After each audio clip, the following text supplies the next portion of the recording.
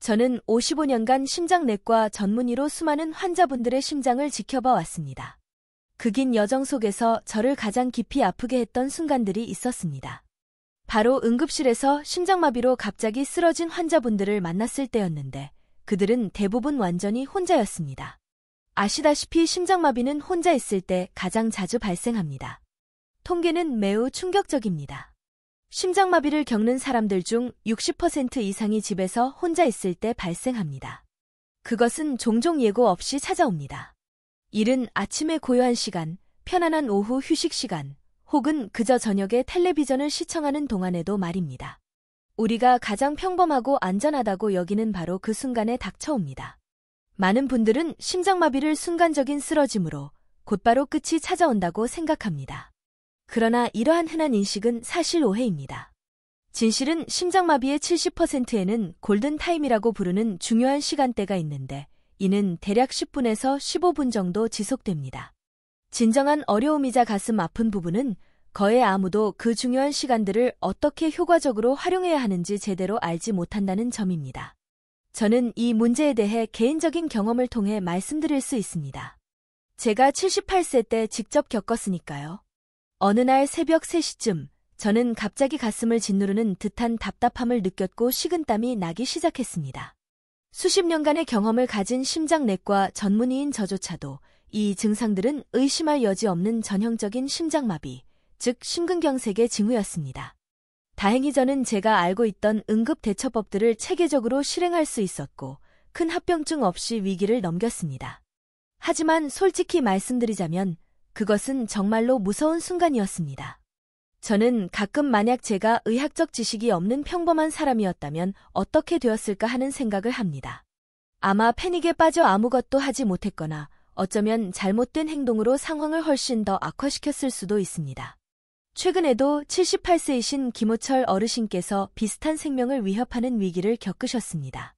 하지만 어르신은 제가 이전에 알려드렸던 7단계 방법을 침착하게 따르셨고 덕분에 자신의 생명을 구하실 수 있었습니다. 오늘 이 영상은 바로 그 귀중한 방법을 여러분 모두와 나누기 위한 것입니다. 여러분도 언제 이런 위급한 상황에 처하게 될지 결코 알 수 없습니다.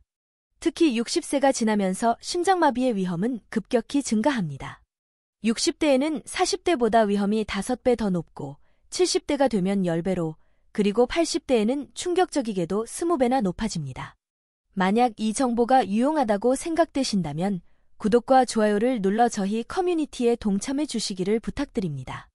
저는 여러분 각자가 건강하고 충만한 노년 생활을 즐기시기를 진심으로 바랍니다. 무엇보다도 이 메시지의 마지막까지 주의 깊게 들어주십시오. 이것은 정말로 생명과 직결된 문제입니다. 이제부터는 혼자 있을 때 심장마비를 겪게 될 경우 여러분이 반드시 취해야 할 7가지 중요한 행동들을 세심하게 설명해 드리겠습니다. 이것이 바로 오늘 토론의 핵심입니다. 이 7가지 행동의 순서가 얼마나 엄청나게 중요한지 아무리 강조해도 지나치지 않습니다. 단 한 단계라도 간과하거나 정해진 순서를 바꾸면 매우 위험한 상황에 처할 수 있습니다. 이 조치들을 제대로 이해하고 효과적으로 실행하기 위해서는 마지막까지 경청해 주시는 것이 필수적입니다. 첫 번째이자 정말로 가장 중요한 단계는 이것입니다. 만약 조금이라도 어떤 증상이라도 느끼기 시작한다면 즉시 모든 활동을 멈춰야 합니다. 이것을 생존과 훨씬 더 비참한 결과 사이의 첫 번째 중요한 전환점으로 생각하십시오. 심장마비의 초기 증상은 대부분의 사람들이 상상하는 것보다 실제로 훨씬 더 다양합니다. 단순히 가슴 통증만 있는 것이 아닙니다. 식은땀, 메스꺼움, 현기증을 경험할 수 있습니다. 목이나 턱의 통증을 느끼거나 왼쪽 팔의 이상한 저림을 느낄 수도 있습니다. 심지어 갑작스럽고 압도적인 피로감도 심장마비의 징후일 수 있습니다. 그렇다면 그런 증상이 나타났을 때 여러분의 일반적인 반응은 어떻습니까? 대다수의 사람들은 소화불량이나 단순한 근육통 탓으로 돌리며 증상을 무시하는 경향이 있습니다. 그들은 그저 참고 버티거나 하던 일을 계속합니다. 제 친구 여러분, 이것이 여러분이 취할 수 있는 단 하나의 가장 위험한 행동입니다. 68세 김순호 어르신의 경우를 말씀드리겠습니다. 김순호 어르신은 평소 건강하셨던 분인데 어느 날 저녁 텔레비전을 시청하시다가 갑자기 가슴이 답답해지는 느낌을 받으셨습니다. 처음에는 음식을 잘못 드신 것 같다고 생각하며 불편함을 참고 견디셨습니다. 그러나 10분이 지나도 증상은 나아지지 않고 오히려 더욱 심해졌으며 이내 식은땀까지 나기 시작했습니다. 그제야 무언가 잘못되었다는 걱정이 들기 시작했다고 합니다. 다행히 김순호 어르신은 제가 자주 강조했던 중요한 조언을 기억하고 계셨습니다. 제가 의심스러울 때는 즉시 멈춰야 한다고 말씀드렸던 조언 말입니다. 그래서 어르신은 즉시 텔레비전을 끄고 소파에 앉으셨습니다. 자, 김순호 어르신이 그 위급한 순간에 화장실에 가거나 부엌으로 걸어가 물 한 잔을 마시려고 했다면 어떻게 되었을지 상상해 보십시오. 육체적 움직임은 이미 고통받고 있는 어르신의 심장에 상당한 부담을 가중시켰을 것이고 아주 심각하고 위험한 발작을 유발했을 가능성이 매우 높습니다. 실제로 우리는 많은 심장마비 환자들이 화장실에서 쓰러진 채 발견되는 경우를 자주 보는데 이렇게 외딴 장소는 불행히도 발견과 개입을 지연시킵니다. 심장마비가 시작되면 심장 근육으로의 산소 공급이 심각하게 저해됩니다. 이 시기에 몸을 움직이면 심장이 훨씬 더 열심히 일해야 하므로 이는 필연적으로 상황을 악화시킵니다. 이것이 바로 예외 없이 어떤 의심스러운 증상이라도 경험한다면 즉시 멈춰야 하는 이유입니다. 어떤 분들은 이러한 느낌이 단지 소화 불량일 뿐인데 괜히 호들갑을 떨어서 창피하지 않을까 하고 생각할 수도 있습니다. 저는 단호히 말씀드립니다. 그런 생각은 매우 위험합니다. 잠시의 부끄러움 때문에 여러분의 생명을 잃을 수는 없지 않습니까? 제가 55년간 심장내과 의사로 일하면서 경험했던 사례들을 말씀드리겠습니다. 제가 목격한 대부분의 안타까운 경우들은 사람들이 초기 증상을 무시하거나 잘못 판단하여 적절한 시기를 비극적으로 놓쳐버린 경우였습니다. 예를 들어 72세이신 박철민 어르신은 등산을 하시다가 가슴 통증을 느끼기 시작했습니다. 하지만 어르신은 나이가 들어서 그런 것이라고 대수롭지 않게 생각하며 끈질기게 산을 계속 오르셨습니다. 결국 정상 근처에서 쓰러지셨고 헬기로 이송되어 의료 조치를 받았지만 이미 유의미한 개입을 하기에는 너무 늦은 상황이었습니다. 마찬가지로 65세이신 이영희 어머님은 설거지를 하시던 중 갑작스러운 어지럼증을 느끼셨습니다. 그러나 빨리 일을 마쳐야겠다는 생각에 계속 설거지를 하시다가 그만 부엌에서 쓰러지고 말았습니다. 다행히 며느리분이 신속하게 발견하여 생명은 구할 수 있었지만 심장 손상은 상당했습니다. 이 모든 사례들의 공통점이 무엇인지 궁금하실 겁니다. 그들 모두는 초기 증상을 무시하고 고집스럽게 자신의 활동을 계속했다는 점입니다. 만약 그들이 즉시 멈추고 안전한 장소에서 휴식을 취했더라면 각 개인의 결과는 완전히 달라졌을 수도 있었습니다. 그러므로 여러분의 대처가 정확히 어떠해야 하는지 명확히 말씀드리겠습니다. 만약 어떤 의심스러운 증상이라도 나타난다면 여러분이 하던 모든 일을 즉시 중단하고 가장 가까운 안전한 곳에 앉거나 눕는 것이 필수적입니다. 서 있는 것은 쓰러질 위험을 수반하므로 반드시 앉거나 누워야 합니다. 만약 계단을 오르내리던 중이었다면 어떤 상황에서도 계속 움직이지 마십시오. 그 자리에서 앉아 잠시 쉬십시오. 화장실에 있었다면 용변을 보던 중이라도 즉시 멈추십시오. 목욕 중이었다면 즉시 물 밖으로 나와 안전한 곳으로 이동하십시오. 혹시 여러분도 자신의 몸이 보내는 중요한 신호들을 무시하고 있지는 않은지 깊이 생각해 보시기 바랍니다. 피곤함을 느끼거나 어지럼증이 찾아오거나 가슴이 불편하게 답답할 때 그저 참고 넘어가시지는 않으십니까? 특히 60세 이후에는 이러한 신호들을 결코 절대로 무시해서는 안 됩니다. 두 번째로 매우 중요한 행동은 바로 여러분에게 특별히 처방된 심장약을 즉시 복용하는 것입니다. 이 단계는 엄청난 힘을 가지고 있습니다. 이것은 진정으로 삶과 죽음의 차이를 만들어낼 수 있습니다. 많은 분들이 니트로글리세린이나 아스피린과 같은 심장약을 처방받아 소지하고 계십니다. 하지만 불행히도 실제 응급 상황이 발생했을 때 상당수의 사람들이 그것들을 어떻게 올바르게 사용해야 하는지 알지 못합니다. 73세 박영희 어머님의 이야기를 들려드리겠습니다. 박영희 어머님은 협심증으로 니트로글리세린을 처방받아 항상 소지하고 계셨습니다. 어느 날 오후 어머님의 가슴이 갑자기 조여오기 시작했지만 다행히 어머님은 제가 알려드린 대로 즉시 활동을 멈추고 니트로글리세린을 복용하셨습니다. 기억하십시오. 니트로글리세린은 혀 밑에 넣고 녹여야 합니다. 절대로 통째로 삼켜서는 안 됩니다. 박영희 어머님께서 정확하고 시기적절하게 약을 복용하신 덕분에 약 5분 후에 가슴 통증이 현저히 완화되었습니다. 만약 박영희 어머님께서 약 복용을 망설였거나 더 나쁘게는 잘못된 방법으로 복용했다면 어떻게 되었을까요? 어머님의 심장마비는 급격히 악화되어 극도로 위험한 상황에 처했을 수도 있습니다. 니트로글리세린 외에도 아스피린 역시 매우 중요한 응급약 역할을 합니다. 아스피린은 혈관 내 혈전 생성을 막는 데 도움을 줍니다. 사실 상당수의 심장마비는 바로 이 혈전 때문에 발생합니다. 76세이신 최동규 어르신을 예로 들어보겠습니다. 어르신은 평소 아스피린을 복용하고 계셨는데 어느 날 이른 아침에 가슴 통증을 경험하셨습니다. 최동규 어르신은 즉시 아스피린 한 알을 씹어서 복용하셨습니다. 아스피린을 씹어 먹으면 통째로 삼키는 것보다 훨씬 빠르게 흡수됩니다. 이 신속한 조치 덕분에 어르신은 혈전이 더 커지는 것을 막을 수 있었고 병원에 도착하여 전문적인 치료를 받을 때까지 상태가 안정적으로 유지되었습니다. 하지만 여기서 제가 반드시 강조해야 할 매우 중요한 주의사항이 있습니다. 어떤 상황에서든 절대로 다른 사람의 약을 복용해서는 안 됩니다. 겉으로는 같은 종류의 심장약처럼 보일지라도 처방된 용량은 사람마다 크게 다를 수 있으며 개개인은 특정 약물을 위험하게 만들 수 있는 다른 기저질환을 가지고 있을 수 있기 때문입니다. 69세이신 김정옥 어머님의 안타까운 사례를 말씀드리겠습니다. 김정옥 어머님은 본인에게 심장약이 처방된 적이 없었습니다. 그럼에도 불구하고 가슴 통증을 느끼자 옆집 아주머니가 건네준 니트로글리세린을 복용하셨습니다. 문제는 김정옥 어머님께서 저혈압을 앓고 계셨다는 점입니다. 니트로글리세린은 본래 혈압을 낮추는 효과가 있습니다. 저혈압 환자가 복용하면 혈압이 너무 급격하게 떨어져 실신할 수도 있습니다. 실제로 김정옥 어머님도 약을 복용한 후 의식을 잃으셨고 이로 인해 훨씬 더 위험하고 복잡한 상황에 처하게 되셨습니다. 또 다른 중요한 주의사항은 위장 질환을 앓고 있는 분들의 아스피린 복용에 관한 것입니다.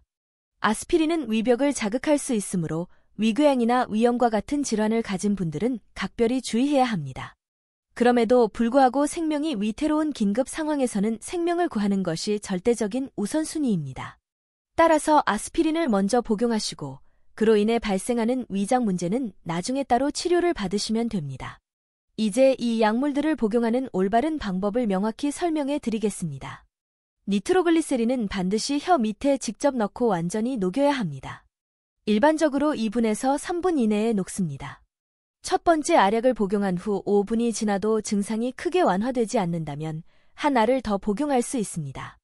하지만 총 3알을 초과해서는 절대로 안 됩니다. 아스피린의 경우 325mg 한 알을 씹어서 복용해야 합니다. 물과 함께 통째로 삼키는 것보다 씹어 먹는 것이 훨씬 더 빠르게 체내에 흡수됩니다. 입안에서 완전히 씹은 후 침과 함께 삼키시면 됩니다. 그렇다면 만약 여러분이 어떤 심장약도 처방받지 않은 상태라면 어떻게 해야 할까요? 가정용 구급상자에 아스피린 정도는 미리 준비해 두는 것이 매우 현명한 생각입니다. 하지만 복용하기 전에 여러분은 반드시 119 또는 지역 응급번호로 전화하여 응급구조대원의 지시를 철저히 따라야 합니다. 이 질문을 한번 생각해 보시길 바랍니다. 여러분은 처방받은 심장약을 항상 소지하고 다니십니까? 아니면 외출할 때는 집에 두고 나가시는 경우가 많습니까? 심장마비는 언제, 어떤 장소에서든 발생할 수 있으므로 약을 항상 휴대하는 것이 가장 중요합니다. 또한 복용 중인 약의 유효 기간을 정기적으로 확인하는 습관을 들이십시오. 특히 니트로글리세린은 빛과 열에 매우 민감하여 유효 기간이 상대적으로 짧습니다. 6개월마다 한 번씩 확인하여 필요하면 새 처방을 받으시길 권장합니다. 여러분이 취해야 할 세 번째 행동은 즉시 119에 전화하는 것입니다. 바로 이 단계에서 많은 분들이 안타깝게도 치명적인 실수를 저지릅니다. 그들은 종종 상황을 더 지켜보다가 정말 심각해지면 그때야 전화해야겠다고 생각하는데 이것은 제가 확신하건대 극도로 위험한 사고방식입니다. 심장마비의 맥락에서 시간 그자. 체가 곧 심장 근육입니다. 소중한 1분이 흐를 때마다 더 많은 중요한 심장 근육이 회복 불가능하게 손상되거나 죽어갑니다. 그러므로 여러분은 그 골든타임을 결코, 절대로 놓쳐서는 안 됩니다. 65세이신 이정수 어르신의 안타까운 이야기를 들려드리겠습니다.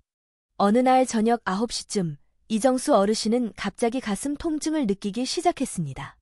하지만 어르신은 밤늦은 시간에 구급차가 오면 이웃들에게 폐가 될까 걱정하여 아침까지 기다려 보겠다고 결정했습니다.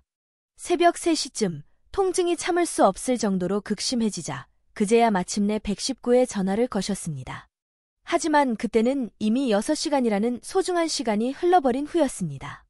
어르신이 병원에 도착했을 때 안타깝게도 심장 근육의 40%가 이미 영구적으로 손상된 상태였습니다. 저는 종종 이정수 어르신이 처음 증상을 느꼈던 그 순간에 바로 119에 전화했더라면 결과가 어땠을까 생각합니다. 어르신의 심장 손상은 최소화되었을 것이고 충분히 완전한 회복을 이루셨을 수도 있습니다. 119에 그 중요한 전화를 걸 때 정확하고 간결한 정보 전달이 가장 중요합니다. 사람들은 종종 그런 순간에 당황하여 모든 세부 사항을 다 설명하려고 하는데 이것은 귀중한 시간을 낭비하는 결과를 초래할 뿐입니다. 오로지 핵심 정보만을 간결하고 명확하게 전달하는 데 집중하십시오. 여러분은 나이, 성별, 현재 증상, 그리고 정확한 주소, 이 4가지 필수 정보를 정확하게 진술해야 합니다. 예를 들어 이렇게 말씀하실 수 있습니다. 82세 남성, 가슴 통증과 호흡곤란, 서울시 강남구 역삼동 123번지. 더 자세한 설명은 응급구조대원이 현장에 도착한 후에 제공하시면 됩니다. 71세이신 김미영 어머님은 정말 모범적인 신고자였습니다. 어머님의 가슴이 갑자기 조여오기 시작했을 때 어머님은 침착함을 유지하며 119에 전화하셨습니다. 어머님은 자신이 71세 여성이고 가슴이 조여오며 식은땀이 나고 있다고 명확히 진술하셨습니다. 또한 자신의 주소는 부산시 해운대구 좌동 456번지라고 알려주셨습니다. 어머님의 명확하고 간결한 보고 덕분에 구급차는 놀라운 속도로 출동할 수 있었습니다. 하지만 여기서 정말로 중요한 점이 있습니다. 어떤 상황에서든 절대로 전화를 끊어서는 안 됩니다. 많은 분들이 그저 신고만 하고 전화를 끊는 실수를 저지르는데 이것은 심각한 잘못입니다. 응급구조대원이 여러분의 위치에 도착할 때까지 그 연결을 반드시 유지해야 합니다. 전화상으로 응급구조대원들이 여러분에게 필수적인 응급처치 지시를 제공할 수 있으며 실시간으로 여러분의 상태 변화를 파악할 수 있기 때문입니다. 게다가 만약 여러분이 의식을 잃게 되더라도 전화 연결이 계속되어 있다면 그들이 상황을 계속 파악하고 적절히 대응할 수 있습니다. 74세 박한수 어르신은 119에 전화한 후 연결을 유지함으로써 모범을 보여주셨습니다. 어르신은 갑자기 의식을 잃으셨지만 전화선이 열려 있었기 때문에 응급구조대원들은 전화상으로 상황의 변화를 이해하고 훨씬 더 빠르게 대응할 수 있었습니다. 만약 박한수 어르신이 전화를 끊었더라면 그들이 어르신이 의식을 잃었다는 사실을 알 방법이 없었을 것이고 결정적인 대응이 지연되었을 것입니다. 항상 기억해야 할 또 다른 중요한 점은 휴대전화 배터리를 확인하는 것입니다. 요즘 대부분의 사람들은 모바일 폰으로 응급전화를 거는데 배터리가 방전되어 통화가 끊기면 심각한 문제가 발생할 수 있습니다. 또한 휴대전화가 오작동하거나 전원이 나갈 경우를 대비하여 집안 유선 전화의 정확한 위치를 알아두는 것도 현명한 방법입니다. 67세이신 최순자 어머님은 휴대전화가 고장나는 바람에 집전화로 119에 전화하셨습니다. 다행히 어머님은 평소에 중요한 응급번호들을 집전화기 바로 옆에 적어두셨던 덕분에 신속하게 전화할 수 있었습니다. 여러분도 응급 상황의 혼란 속에서 번호를 기억하지 못할 수도 있으므로 119번을 눈에 잘 띄고 쉽게 보이는 곳에 적어두시길 강력히 권합니다. 당황스러운 순간에는 가장 단순한 숫자조차도 기억에서 설명할 수 없게 사라질 수 있습니다. 또한 여러분의 휴대전화가 제공하는 음성 인식 기능을 활용하는 것도 잊지 마십시오. 최신 스마트폰들은 종종 음성 명령에 반응하는 기능들을 갖추고 있습니다.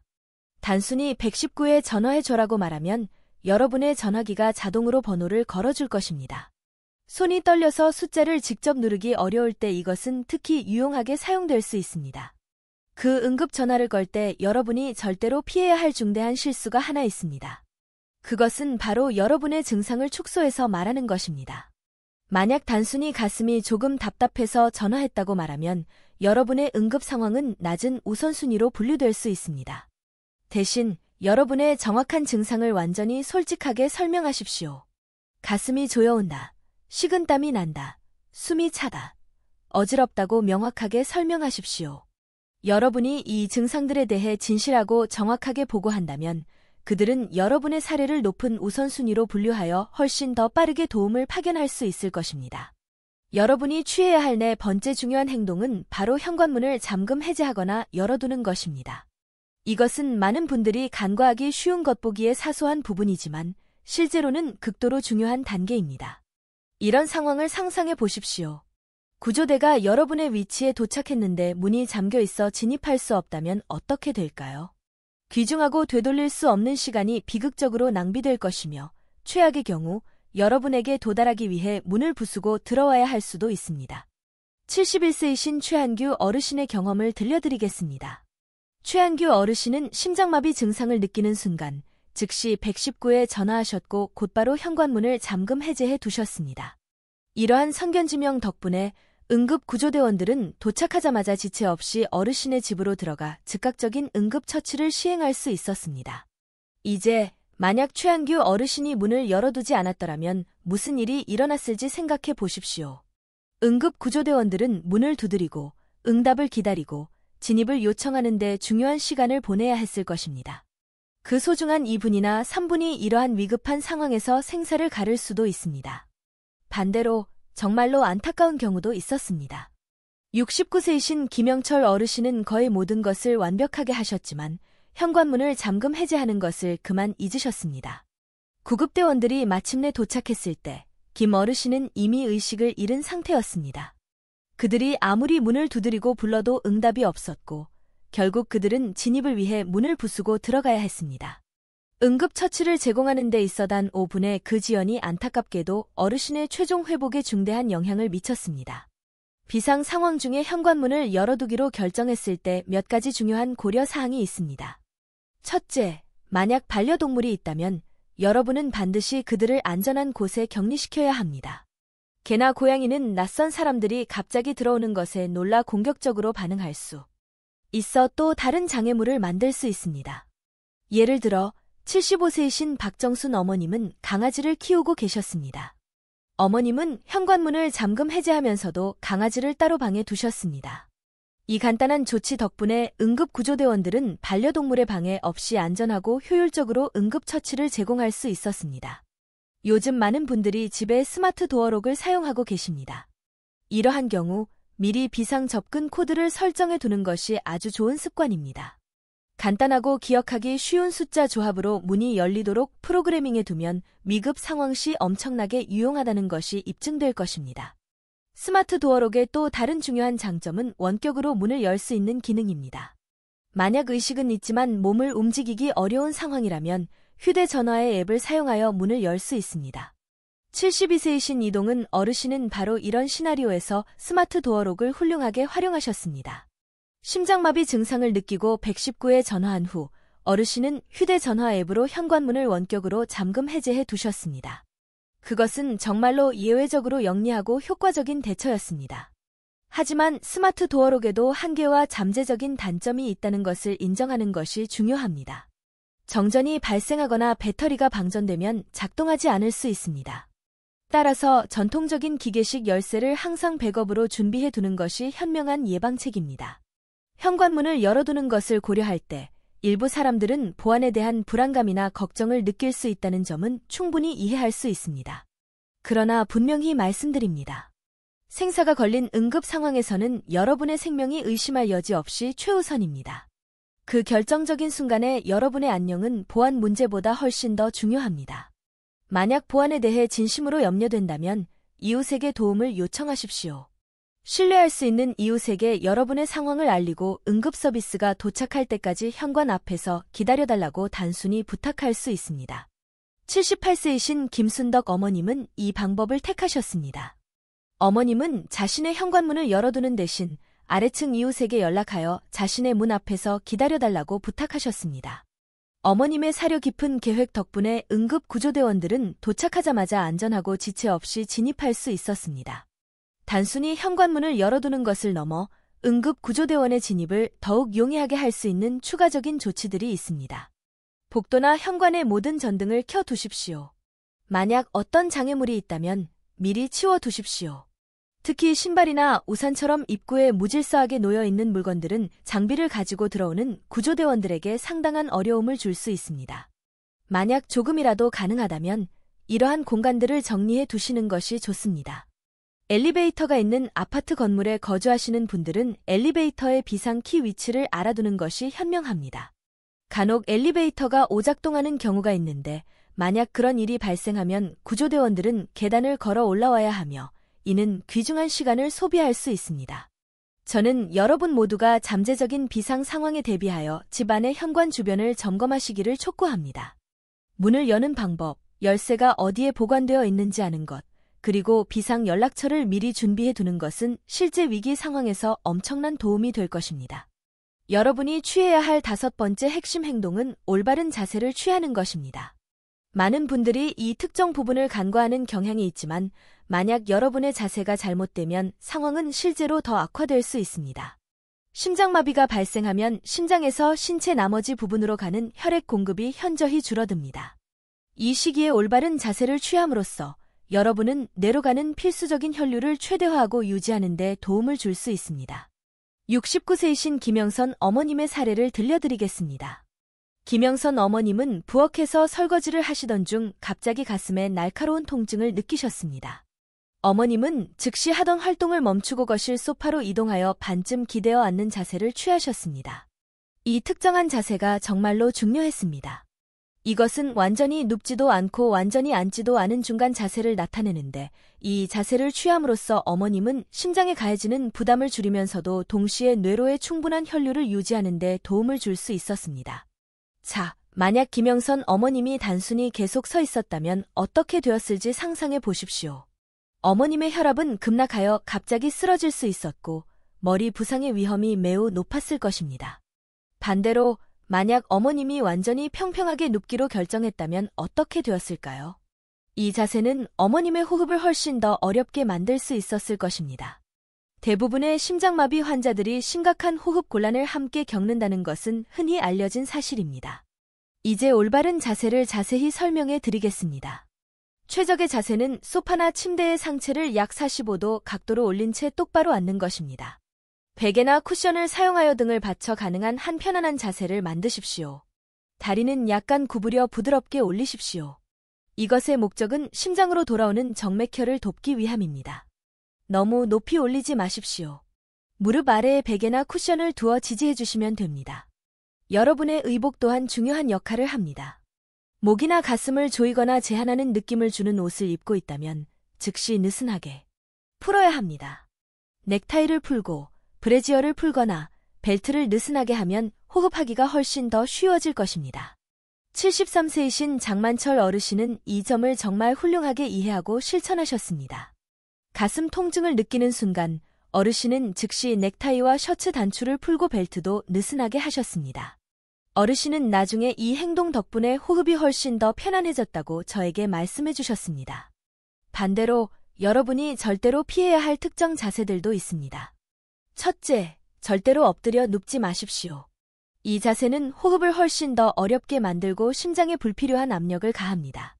둘째, 머리를 너무 낮게 두는 것을 피하십시오. 이는 뇌로 가는 필수적인 혈류를 더욱 감소시킬 수 있습니다. 반면에 머리를 너무 높이 드는 것도 권장되지 않습니다. 이는 목에 부담을 주어 편안한 호흡을 방해할 수 있습니다. 셋째, 다리를 너무 높이 올리는 것을 삼가십시오. 심장으로 돌아오는 혈액량이 갑자기 과도하게 증가하면 심장에 무리한 부담을 줄 수 있습니다. 66세이신 박민수 어르신은 안타깝게도 잘못된 자세를 취하셨습니다. 어르신은 가슴 통증을 느끼자마자 바닥에 완전히 평평하게 누우셨는데 이 행동이 불행히도 어르신의 호흡을 훨씬 더 어렵게 만들었습니다. 결국 앉은 자세로 바꾸시긴 했지만 어르신의 초기, 잘못된 대처로 인해 결정적인 시간을 이미 잃으셨던 것입니다. 여러분이 몸을 두는 물리적인 장소 또한 매우 중요합니다. 가능하다면 맨바닥에 눕는 대신 소파나 침대를 선택하십시오. 바닥은 종종 너무 딱딱하고 불편하며 그곳에서는 체온이 더 빠르게 떨어질 수 있습니다. 만약 바닥에 반드시 누워야 한다면 담요나 이불을 꼭 깔아주십시오. 체온 유지는 매우 중요합니다. 심장마비 환자들은 체온이 떨어지기 쉬우므로 보온에 각별히 신경 써야 합니다. 70세이신 이명자 어머님은 훌륭한 본보기를 보여주셨습니다. 어머님은 거실 바닥에 요를 깔고 그 위에 누우셨습니다. 그리고 담요로 몸을 덮어 효과적으로 체온을 유지하셨습니다. 그것은 진정으로 매우 현명하고 사려 깊은 대처였습니다. 계단 근처에서 쉬려고 시도해서는 절대로 안 됩니다. 만약 그곳에서 의식을 잃게 된다면 굴러 떨어질 심각한 위험에 처하게 될 것입니다. 그러므로 계단에서 멀리 떨어진 안전한 곳으로 이동하십시오. 화장실 또한 그런 비상 상황에서 잠재적으로 위험한 장소입니다. 종종 좁고 딱딱하며 용서 없는 바닥을 가지고 있어 응급구조대원이 효과적으로 치료를 제공하기가 엄청나게 어렵습니다. 가능하다면 거실이나 침실로 옮기십시오. 하지만 만약 증상이 너무 심해서 움직일 수 없는 정도라면 있는 그 자리에서 가능한 한 가장 안전한 자세를 취하십시오. 억지로 움직이려다가 쓰러지는 것은 훨씬 더 위험한 결과로 이어집니다. 저는 여러분 각자가 잠시 시간을 내어 여러분 자신의 집에서 응급 상황 시 가장 적합하고 안전한 장소가 어디일지 고민해 보시기를 권합니다. 편안하고 지지되는 자세를 쉽게 취할 수 있는 장소, 예를 들어 소파가 있는 거실이나 침대가 있는 침실 등을 미리 파악해 두는 것은 매우 현명하고 도움이 되는 준비가 될 것입니다. 여러분이 취해야 할 6번째 중요한 행동은 가족이나 이웃에게 연락하는 것입니다. 설령 여러분이 완전히 혼자 있을 때 심장마비를 겪는다 하더라도 그 상황을 혼자서만 완전히 해결하려고 시도해서는 안 됩니다. 진실은 다른 누군가의 도움이 절대적으로 명백하게 필요하다는 것입니다. 74세이신 박철수 어르신의 이야기를 들려드리겠습니다. 박철수 어르신은 혼자 살고 계셨는데 어느 날 저녁 갑자기 가슴이 조여오기 시작했습니다. 어르신은 119에 전화를 거신 후 즉시 옆집 이웃에게 연락을 취하셨습니다. 옆집 이웃은 곧바로 달려와 박철수 어르신 곁을 지켜주었습니다. 이웃의 존재 덕분에 박철수 어르신이 결국 의식을 잃었을 때에도 이웃은 상황을 완전히 파악하고 응급구조대원들에게 정확한 정보를 전달할 수 있었습니다. 이제 만약 박철수 어르신이 이 위기를 전적으로 혼자서만 감당하려고 시도했다면 어떻게 되었을지 생각해 보십시오. 어르신이 의식을 잃은 후에는 그 누구도 상황의 심각성을 파악할 수 없었을 것입니다. 결과적으로 구급대원들이 도착했더라도 정확하고 시기적절한 정보를 얻기가 엄청나게 어려웠을 것입니다.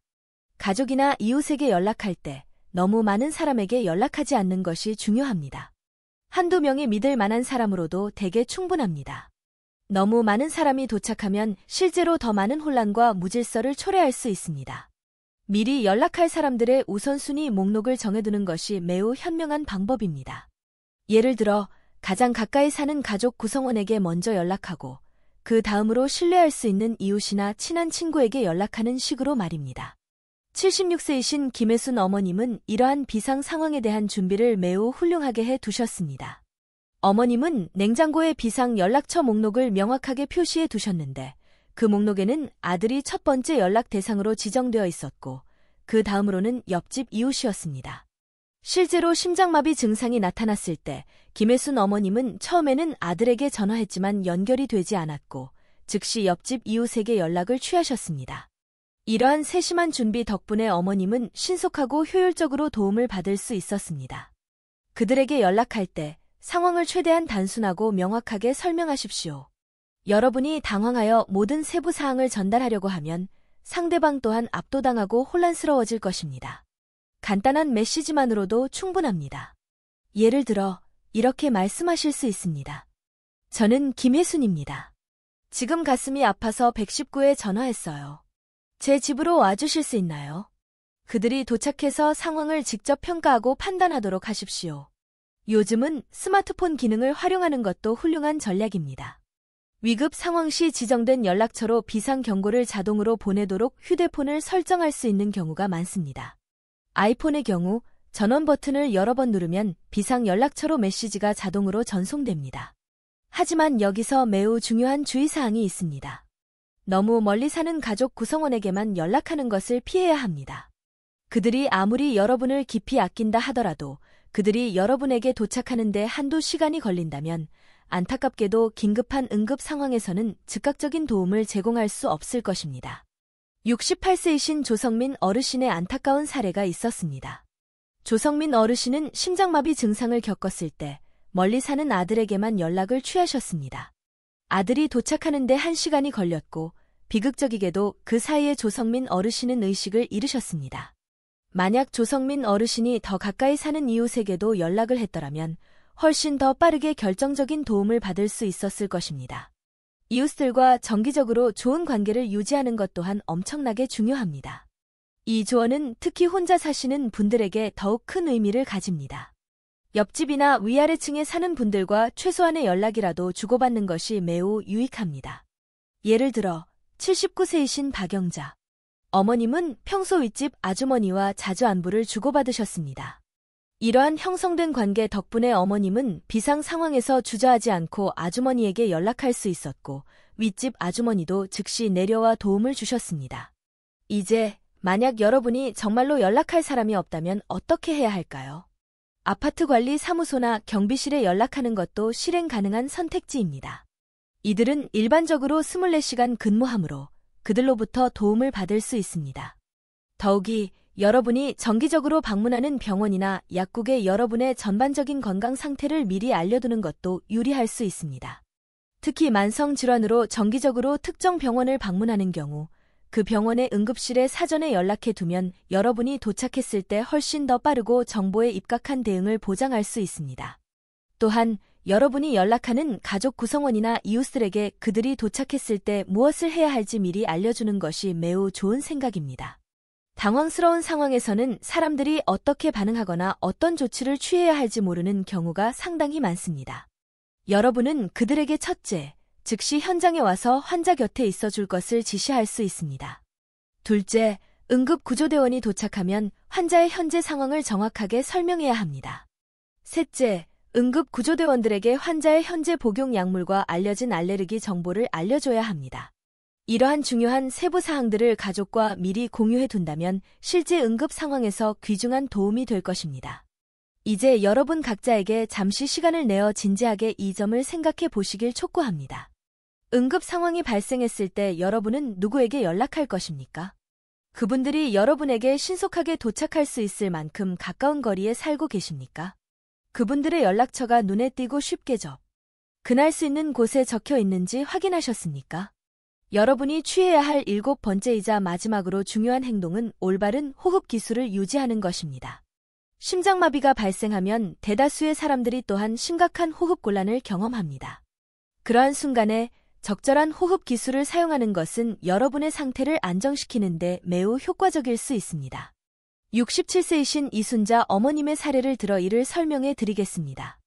이순자 어머님의 가슴이 갑자기 조여오기 시작하고 급격하게 숨이 가빠졌을 때 어머님은 제가 가르쳐 드렸던 4대 6호흡법을 의식적으로 사용하셨습니다. 이 특별한 기술은 4초 동안 천천히 들이쉬고 이어서 6초 동안 천천히 내쉬는 것을 포함합니다. 어머님께서 이 호흡법을 약 5분 동안 꾸준히 계속하시자 가슴의 불편한 답답함이 점차 완화되기 시작했습니다. 구급차가 마침내 도착할 때까지 어머님께서 의식을 유지할 수 있었던 것도 대부분 이 정확한 호흡 기술 덕분이었습니다. 이제 4-6 호흡법이 왜 그렇게 효과적인지 설명해 드리겠습니다. 심장마비가 발생하면 우리 몸은 본능적으로 심각한 스트레스 반응을 촉발합니다. 여러분의 심장은 빠르게 뛰기 시작하고 호흡은 얕고 빨라지며 혈압은 급증합니다. 아이러니컬하게도 바로 이러한 반응들이 이미 손상된 여러분의 심장에 훨씬 더 큰 부담을 가중시킵니다. 그러나 느리고 깊은 호흡을 함으로써 여러분은 부교감 신경계를 활성화시킵니다. 이 강력한 시스템은 몸의 압도적인 스트레스 반응을 진정시키는 능력을 가지고 있습니다. 결과적으로 여러분의 심박수는 안정되고 혈압 또한 낮아지기 시작할 것입니다. 이제 구체적인 기술을 안내해 드리겠습니다. 먼저 한 손은 가슴에 부드럽게 얹고 다른 한 손은 배에 올리십시오. 숨을 들이쉴 때는 가슴이 아닌 배가 올라오고 확장되도록 해야 합니다. 이것이 바로 우리가 복식 호흡이라고 부르는 것입니다. 코로 천천히 숨을 들이쉬면서 배가 부풀어 오르는 것을 느끼십시오. 약 1초 동안 잠시 숨을 멈춘 다음 입으로 6초 동안 천천히 내쉬면서 배가 수축하고 안으로 당겨지는 것을 느끼십시오.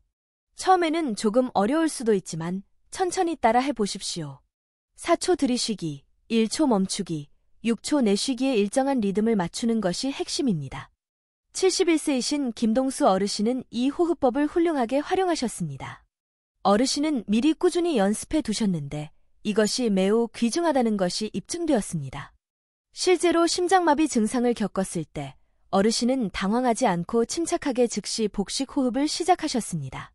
김동수 어르신은 나중에 이 호흡 기술을 연습하자 마음이 점차 진정되고 가슴의 불편한 답답함도 눈에 띄게 줄어들기 시작했다고 저에게 말씀해 주셨습니다. 반대로 여러분이 절대로 피해야 할 특정 호흡법들도 있습니다. 첫째, 너무 빠르게 숨을 쉬는 것입니다. 과호흡을 시작하면 실제로 현기증이나 손발 저림을 경험할 수 있습니다. 둘째, 숨을 너무 오래 참는 것입니다. 그렇게 하면 위험한 산소 부족을 초래하여 상황을 더욱 위태롭게 만들 수 있습니다. 셋째, 억지로 기침을 하는 것입니다. 안타깝게도 인터넷에는 기침 심폐소생술이라는 잘못된 정보가 돌고 있지만 제가 경고하건대 이것은 실제로는 위험합니다. 강제로 기침을 하면 가슴 안의 압력이 증가하여 심장에 훨씬 더 큰 부담을 줍니다. 72세이신 박만호 어르신은 안타깝게도 이 잘못된 정보의 희생양이 되셨습니다. 어르신은 가슴 통증을 느꼈을 때 자신의 믿음과는 달리 계속해서 억지로 기침을 하셨는데 이 행동이 실제로 어르신의 상태를 악화시켰습니다. 어르신은 나중에 병원에서 의사들에게 그런 상황에서는 기침을 하지 말라는 명확한 지시를 들었다고 말씀하셨습니다. 호흡하는 동안 취하는 자세 또한 중요합니다. 제가 앞서 말씀드렸듯이 상체를 약 45도 각도로 올린 자세로 호흡하는 것이 가장 좋습니다. 완전히 평평하게 눕는 것은 실제로 호흡을 더 힘들게 만들 수 있습니다. 목과 어깨의 근육을 이완시키고 편안한 자세를 유지하십시오. 긴장하면 근육이 경직되어 호흡이 더욱 어려워집니다. 호흡과 함께 간단한 이완 기술을 병행할 수도 있습니다. 발가락부터 시작하여 다리, 복부, 가슴, 어깨, 목, 그리고 머리 순서로 의식적으로 힘을 빼면서 이완시키십시오. 하지만 이 과정을 너무 복잡하게 생각하지는 마십시오. 가장 중요한 요소는 4대6 호흡법입니다. 이것만 올바르게 실행해도 충분할 것입니다. 물을 마시는 것은 어떻습니까? 많은 분들이 목마름을 느낄 때 자연스럽게 물을 마시려고 하지만 심장마비 상황에서는 일반적으로 권장되지 않습니다. 메스꺼움을 느낄 수 있고 더 나쁘게는 물이 우발적으로 기도로 들어갈 위험이 있기 때문입니다. 입이 마르면 그저 입술을 부드럽게 적시는 정도만 하십시오. 작은 얼음 조각을 입에 물고 있는 것도 약간의 완화를 제공할 수 있습니다. 저는 여러분 각자가 지금 바로 4대6 호흡법을 연습해 보시기를 권장합니다. 이 기술을 미리 꾸준히 연습하는 습관을 들이면 실제 응급 상황에서 자연스럽고 효과적으로 수행할 수 있을 것입니다. 하루에 단 5분만 이 연습에 할애하는 것으로도 충분합니다. 이제 오늘 우리가 자세히 논의한 혼자 있을 때 심장마비를 겪게 될 경우 여러분이 취해야 할 7가지 중요한 행동들을 간략하게 요약해 드리겠습니다. 첫째, 어떤 증상이라도 느끼면 즉시 모든 활동을 멈춰야 합니다. 둘째, 처방된 심장약이 있다면 지시에 따라 정확하게 복용하십시오. 셋째, 즉시 119에 전화하고 결정적으로 전화를 끊지 마십시오. 넷째, 응급구조대원이 지체 없이 진입할 수 있도록 현관문을 잠금 해제하거나 열어두십시오.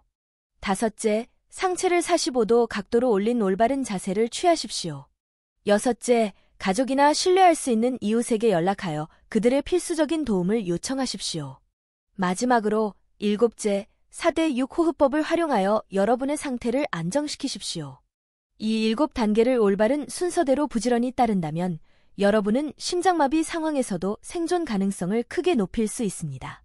김호철 어르신이 그랬던 것처럼 말입니다.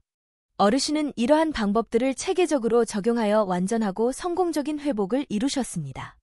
하지만 이 모든 단계들보다도 가장 중요한 요소는 바로 준비입니다. 응급 상황에 직면했을 때 패닉 상태에 빠지기란 엄청나게 쉽습니다. 그러므로 이 중요한 정보를 가족 구성원들과 공유하고 이러한 단계들을 미리 함께 연습하는 것이 절대적으로 필수적입니다. 더욱이 여러분의 스마트폰에 의료 아이디 정보를 설정해 두시기를 권합니다. 혈액형, 현재 복용 중인 약물, 알려진 알레르기 정보, 그리고 비상 연락처와 같은 세부 사항들을 정확하게 입력함으로써 위급 상황에서 응급 구조대원들이 더 빠르고 정확하게 대응할 수 있도록 할 수 있습니다. 또한 비상 연락처 목록을 눈에 잘 띄고 쉽게 접근할 수 있는 장소에 두십시오. 냉장고 문이나 집 전화기 바로 옆이 좋은 위치입니다. 첫 번째 연락처부터 세 번째 연락처까지 우선순위 순서대로 기재하도록 하십시오. 심장약을 처방받고 계신 분들은 유효 기간을 정기적으로 확인하는 습관을 들이십시오. 특히 니트로글리세린은 유효 기간이 비교적 짧다는 점을 염두에 두어 각별히 주의하시기 바랍니다. 제가 이 점을 한 번 더 강조하겠습니다. 가장 중요한 것은 단순히 혼자서 해결하려고 하지 않는다는 것입니다. 심장마비는 여러분 스스로 정복할 수 있는 질병이 아닙니다. 전문적인 의료 지원이 절대적으로 필요합니다. 혹시 여러분도 그런 경험이 있으십니까? 몸이 좋지 않을 때 병원에 가는 것을 망설였던 경험 말입니다. 아마 늦은 밤이나 고요한 새벽 시간에는 더욱 그랬을 것입니다. 하지만 부디 기억하십시오. 심장마비는 시간표를 따르지 않으며 편리한 시간을 선택하지 않습니다. 이 중요한 영상을 누구와 공유하시겠습니까? 부디 혼자 살고 계신 부모님이나 다른 가족 구성원들에게 이 영상을 꼭 보여주십시오. 단지 이 정보를 알고 있는 것만으로도 진정으로 생명을 구할 수 있습니다. 오늘 여러분은 어떤 작은 준비 한 가지를 하시겠습니까? 비상 연락처를 정리하는 시간을 가지시겠습니까? 스마트폰에 중요한 의료 정보를 입력하시겠습니까? 가족과 이 내용을 함께 이야기하고 공유하시겠습니까? 기억하십시오. 가장 작은 준비라도 소중한 생명을 구할 수 있는 힘을 가지고 있습니다. 여러분과 여러분의 사랑하는 사람들의 안녕과 안전을 위해 지금 당장 행동을 시작하십시오. 다음 영상에서는 심장마비를 예방하는 데 도움이 되는 핵심적인 생활 습관에 대해 깊이 탐구할 것입니다. 오늘 여러분이 응급대처법을 철저히 배우셨으니 다음번에는 심장마비가 애초에 발생하지 않도록 미리 예방하는 방법에 대해 안내해 드리겠습니다.